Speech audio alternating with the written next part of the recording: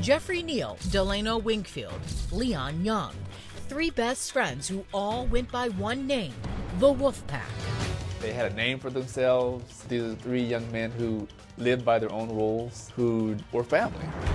An unofficial band of brothers with a bond so strong, nobody from the outside could break it. They looked out for each other. But one of the pack was hiding a dark secret. There was a love triangle gone wrong. That would leave two of them dead and a lone wolf on the lam. This is like a scene out of a horror film. It's terrible. A lot has happened in that house. Jeffrey, Delano, and Leon met at McKinley High School in the shadows of the nation's capital. They united over skateboarding, video games, and a fascination with Japanese weaponry. Talk to me about each one. Jeffrey is a caring person, will help anybody, very smart, loved his family, loved his friends. What about Delano? Delano was quiet, kind of withdrawn, stayed to himself mostly. Then Leon was the wild, crazy one. If he didn't get his way, he would be like a little kid having a tantrum. Denise Washington is Jeffrey's mother, but she says she considered Leon and Delano part of her family. I've been in each one of those houses. I knew their parents. You took these boys on trips before. Yes, parks, outings, ski trips, beaches. So when Jeffrey asks his mom if the pack can move into a house his family owns after graduation, Denise agrees. Do you think it was a good idea? Yes. Why? We can keep a closer eye on the boys. So Jeffrey was playing the role of landlord. Yes. So this little white brick row house morphs into the wolf's den. What went on inside the house seemed to stay inside the house. Keith Alexander, who covered the story for the Washington Post, says the house was a real-life Neverland, and the pack was living a Peter Pan fantasy. This is a place where adults, grown men, never grew up. Was the house kept up? Many people who stayed at that house said it was a frat house. The house becomes a revolving door for girls and all-night parties, one of them captured in this home video. Soon, neighbors begin to complain about the noise and the overwhelming smell of marijuana. Did you stop by the house frequently? In the beginning I did, but then it started getting a little out of control. Because it was a party house. Yes. Eventually, no one is taking care of the house or paying the bills. They were struggling with keeping the utilities on. So there were times when the electricity wasn't on, the water wasn't on. Jeffrey Neal was frustrated and angry and enraged about what was going on in the house.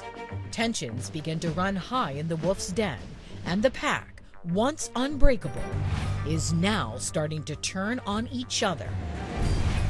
Did you ever notice any violence or anger inside the home between any of the men? Just between Jeffrey and Leon mostly. Who was the aggressor? I'll have to say Leon.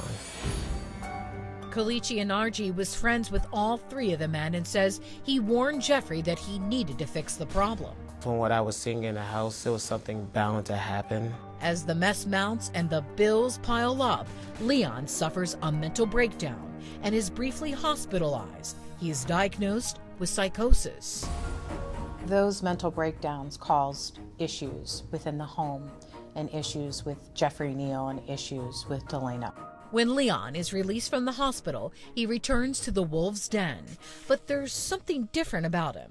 Jeffrey says he wanders around the house naked, just staring out the window into the backyard. Denise says his behavior turns almost rabid. Leon wrote a book? Yes. That had in there how he was going to kill his parents, how he was going to kill his friends. As a mom, were you in fear for your son's safety? We knew Leon had mental issues, and we just left it alone because Jeffrey said that he would, try to help him take care of it. But soon, even Jeffrey can't keep the peace. Scuffles between the one-time best friends escalates into full-blown brawls. Denise says one night, Leon attacks Jeffrey while he's sleeping, kicking him violently and repeatedly in the groin. and the violence only escalates. Days later, Leon pulls a razor-sharp ninja blade on Jeffrey. He got cut and almost cut off part of his hand, and I had to take him to the hospital to get stitches. So there were some pretty serious incidents. Yes. The pack is now completely divided. It's every man for himself, and without warning, Delano Wingfield suddenly disappears from the den. People were looking for him. Yes. My brother and my son had told me that there had been notes put up on the door saying, please give us a call, have you seen Delano? Then a few weeks later, Delano's grandmother receives a bizarre text saying he's heading to Europe. His family is very suspicious because Delano doesn't have any money. Was Delano ever reported missing? Delano's grandmother went to the house and confronted Jeffrey Neal and said, I haven't seen my grandson. Do you know where he is? And Jeffrey Neal said, no, no, ma'am, I don't know where he is. And she said, I'm going to give him a couple of days, and then if I don't hear from him, I'm going to report him missing. The pack is now down to 2 lone alpha wolves, both at each other's throat. Days later, the little row house goes eerily quiet. It was so bizarre. It was just so bizarre. Like, what was going on in that house? Jeffrey's family is wondering that too. So on a sweltering hot day in June, his 2 uncles head to the little white brick house. But when they get there, something stops them in their tracks. One of the uncles notices a smell, and he goes up into the attic. What does he find? Up next, what's up in the attic? It had to be a shocking discovery. So you can imagine what that smell was like.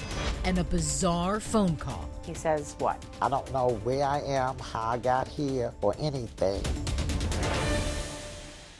So he grabbed a ladder to climb into the attic, which is a really tight attic. And once they squeeze inside, They discovered the decomposing body of Leon Young.